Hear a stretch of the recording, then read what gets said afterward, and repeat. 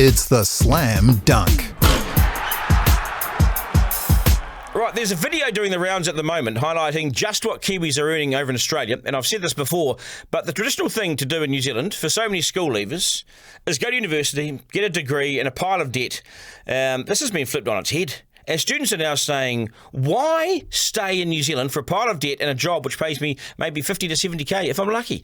This particular video that's online right now backs up what I've been saying this last few weeks, that Australia is so attractive and its employment market is simply on fire and New Zealanders are flocking to be part of it. And I don't blame you.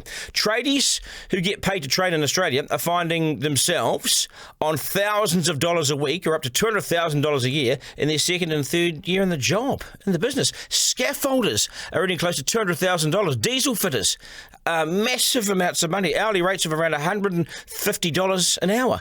And with it so easy to cross the Tasman, the choice has now become so stark.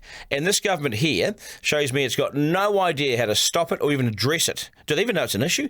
Governments are slow to highlight these sorts of things and even slower to stop it because they simply can't keep up with the market. And they can't really keep up with people. People are smart and savvy and they can't wait to stay around in the struggle forever. So what do? They F off. They go for it. They just hit the airport and go.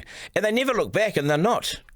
As it stands, New Zealand looks like the poor cousin that just got a little bit poorer, while the fancy, shiny, rich cousin next door has all the fancy jobs, the big house and the shiny new car and the truck as well, thanks to having all the luck and all the jobs and all the action. That's Australia right now. New Zealand needs to address this, or we're simply looking like, what are we? We're the bathtub that was once full of water, but now it's just draining fast, and the people are leaving in their droves. 45,000 Kiwis have gone to Australia in just 12 months. That's Eden Park, full of our best and brightest workers. Imagine putting them all there and then simply turn off the switch and they're gone.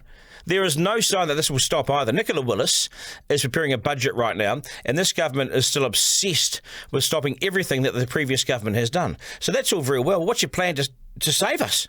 Willis is a rank novice on this, a first-time minister and finance minister who is trying to copy everything that her old boss John Key did. But it's a different time and a different era, and put simply, this government doesn't have the players, the knowledge and the experience of Key's government. It's simply a different time, different government, different people. Trying to look and sound like John Key in the last national government doesn't cut it. We don't want carbon copies because this time the problem is unique. Australia is smashing us when it comes to what we are paid and what we're earning. And for most people, that's all that counts. That's all that matters. We are looking like the B team right now. It's really worrying for me. This is about the future of New Zealand, a beautiful, amazing place, as we all know, yes. But right now, our kids are asking, why stay here, Dad? And tell me why I shouldn't go to Australia tomorrow. I used to be able to mount a really good argument and for our corner, for New Zealand's case, but I'm struggling to do that now. I just can't do it. We are at a serious crossroads. Stay here and struggle, or go to Australia and make it, or go to Australia and realise your dreams. The choice is now, sadly, that stark.